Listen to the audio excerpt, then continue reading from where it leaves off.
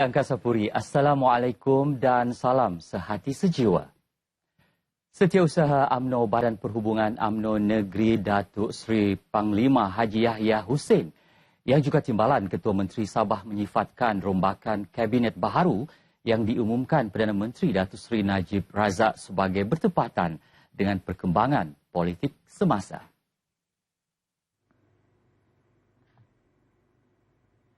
Datuk Yahya berkata keputusan tersebut perlu dilakukan untuk menstabilkan kemelut politik yang dihadapi ketika ini. Katanya Perdana Menteri mempunyai hak untuk melantik mereka yang dapat mengukuhkan lagi barisan kabinet yang dipimpin oleh beliau.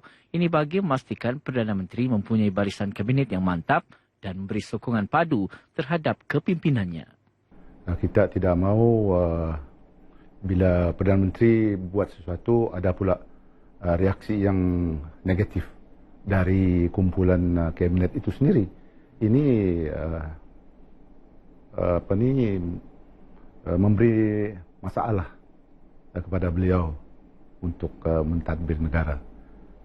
Datuk Yahya ditemui pemberita RTM di pejabatnya di Kota Kinabalu. Dalam pada itu, kru RTM turut mendapatkan reaksi orang ramai di sekitar Kota Kinabalu mengenai barisan kabinet yang baharu.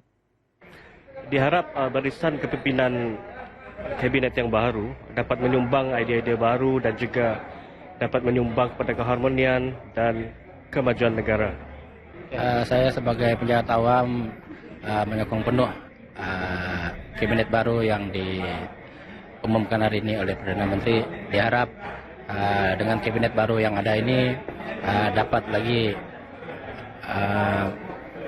menyumbang kepada kemajuan negara yang ada sekarang.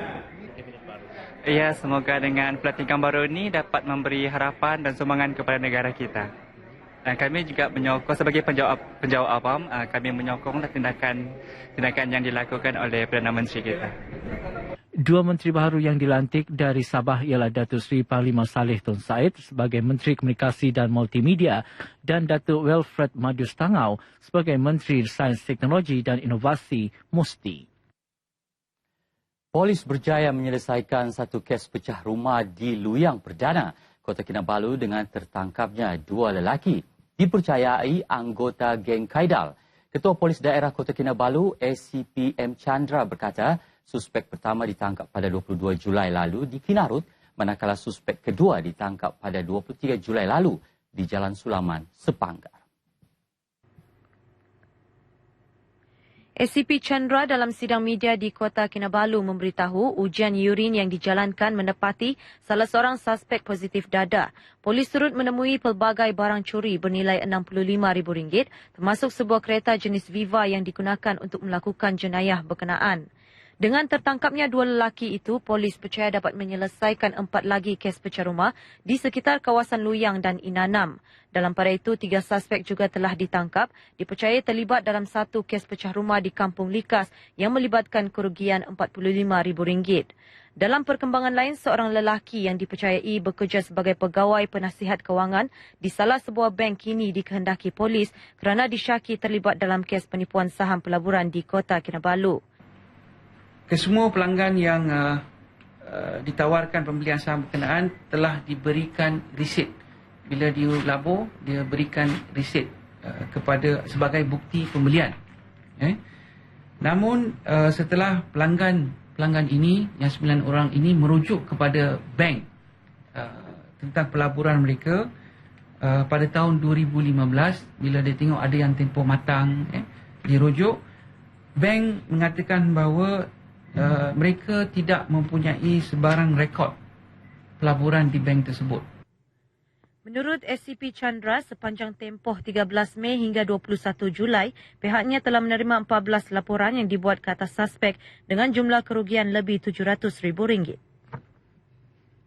Produk inovasi ciptaan 3 pelajar Sekolah Menengah Kebangsaan SMK Bandaraya Kota Kinabalu berjaya merangkul anugerah Harta Intelek Negara 2015 bagi kategori Reka Cipta Muda Harta Intelek Zon Sabah, rekaan Touch Sensor Switch, ciptaan Waldo Michael, Elsie Marilyn Wilfred dan Ainali Ajuin membawa pulang hadiah berupa wang tunai RM500, piala serta sijil penyertaan.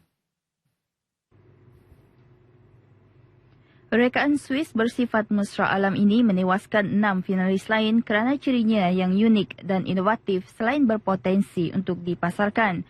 Manakala rekaan racun serangga bedung semula jadi hasil pelajar SMK Mat Saleh Ranau berada di tempat kedua dan rekaan simple slide page pelajar SMK St. Michael Penampang di tempat ketiga.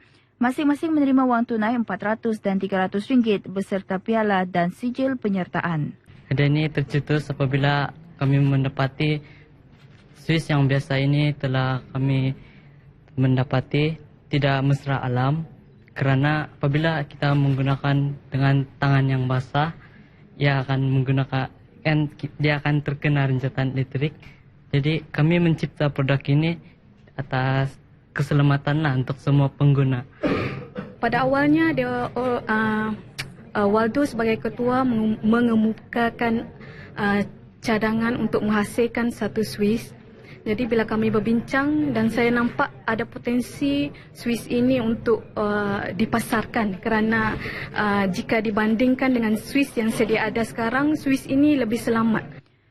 Sementara itu, Pengarah Perbadanan Harta Intelek Malaysia, La Syagik, ketika ditemui pemberita di Majlis Penyampaian Anugerah Berkenaan di Kota Kinabalu memberitahu, pertandingan tahunan itu merupakan salah satu usaha pihaknya mencungkil bakat reka cipta kreatif dan inovatif pelajar. Pemenang mewakili Sabah ke peringkat kebangsaan September depan di Kuala Lumpur. Kejohanan Sukan Bola Sepak mampu mencukil bakat golongan belia di negeri ini untuk memajukan sukan tersebut ke peringkat lebih tinggi. Wakil rakyat Kuala Penyu Limus Juri berkata, kejohanan seumpama ini bukan sahaja menyemarakan semangat berpasukan antara pemain, malah membina jati diri yang baik sekaligus mengelak golongan belia terjerumus dalam gejala sosial. Saranan saya kepada mereka yang terlibat ini bermainlah baik-baik bersungguh-sungguh antara satu pasukan dengan satu pasukan supaya kita dapat menunjukkan perlawanan bola sepak sukan ini di bawah peringkat negeri ataupun di perlawanan-perlawanan yang lain. Memberikan aktiviti kepada belia-belia kita di daerah Kuala Penyu, terutamanya yang berhampiran, supaya mereka tidak berpeluang untuk melepak-lepak tetapi konsentrat kepada permainan bola sepak. Mereka ditemui media selepas merasmikan kejohanan bola sepak Anjuran Persatuan Bola Sepak SAFA daerah Kuala Penyu di Kuala Penyu. 23 pasukan bertanding merebut 3 kategori yang dipertandingkan, iaitu Liga SAFA daerah Kuala Penyu, Liga Junior dan Piala Adun N26 Kuala Penyu. Hampir RM8,000 hadiah wang tunai ditawarkan dalam kejohanan ini beserta piala pusingan dan medal. Seterusnya kita ikuti paparan pelbagai acara berlaku di Sabah dalam diary hari ini.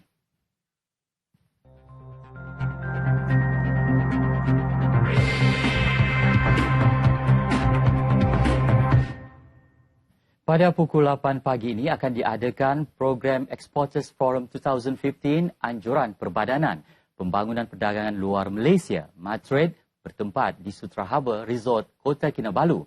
Ia dijangka dirasmikan Ketua Menteri Datuk Seri Panglima Musa Haji Aman. Sementara itu, pada pukul 10 pagi nanti, Ahli Jawatan Kuasa Majlis Fatwa Negeri Sabah akan melakukan kunjungan hormat terhadap Yang di-Pertuan Negeri, Tun Haji Johar Datuk Haji Mahiruddin di Istana Negeri Kota Kinabalu.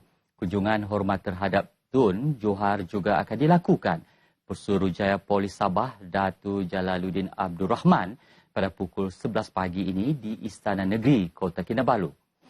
Baiklah saudara, paparan tadi mengakhiri bahan berita dari Sabah pagi ini dengan